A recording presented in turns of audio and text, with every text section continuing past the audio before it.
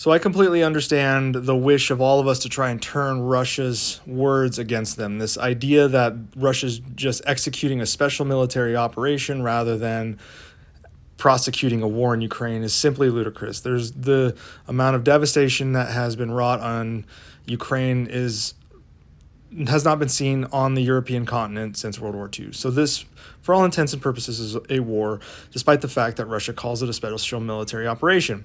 The problem is, Article 5 within NATO doesn't talk about war. It has nothing to do with a declaration of war against NATO members. In fact, Article 5 provides that if a NATO ally is the victim of an armed attack, each and every other member of the alliance will consider this act of violence as an armed attack against all members, and they'll take the necessary actions to assist the ally that was attacked. It has nothing to do with if the ally had war declared upon them, but if they were attacked. Well, clearly, Ukraine has been attacked.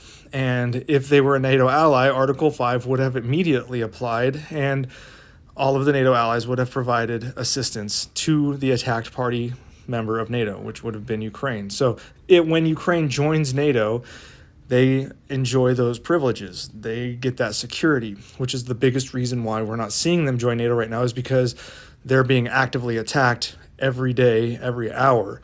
And there is a precedence here for that, this idea that it's an attack, not necessarily a war, because 9/11 was not a declaration of war from the Taliban supported Al-Qaeda, at least an official declaration of war, because they're not a nation state. So when they attacked the United States on 9/11 with the Pentagon and the Twin Towers and the plane crashing in Pennsylvania, it was still considered an attack on the U.S. without a declaration of war. Therefore, NATO Article 5 applied, and it was used. The United States used NATO Article 5 to gain assistance from its fellow NATO members to deal with what eventually became, in the end, what we did in Afghanistan, to track down Osama bin Laden in Pakistan, etc. So the definitional term of special military operation really has no meaning to NATO. It's the term of being attacked by a country, or by another entity. It doesn't even have to be a country, obviously, because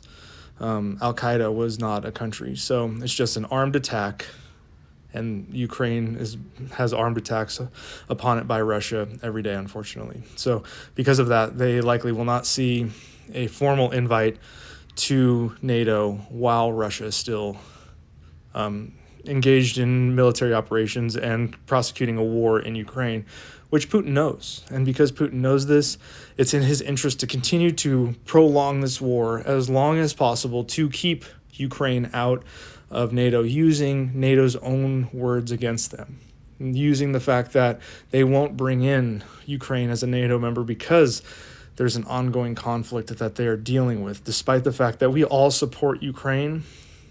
Unfortunately, because of that, well, minus kind of Hungary, but because we all support Ukraine and Hungary has provided support, it's just their leadership. It's a whole different video. But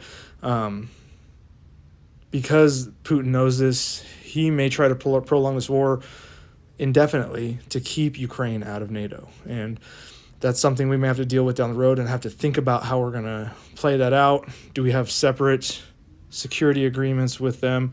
The most beneficial security agreement NATO could get, or Ukraine could get, is NATO membership. But so long as they're fighting a war or any kind of armed conflict with Russia, they won't be able to join, unfortunately. At least the members won't be comfortable allowing them to join, because it would mean an immediate war with Russia.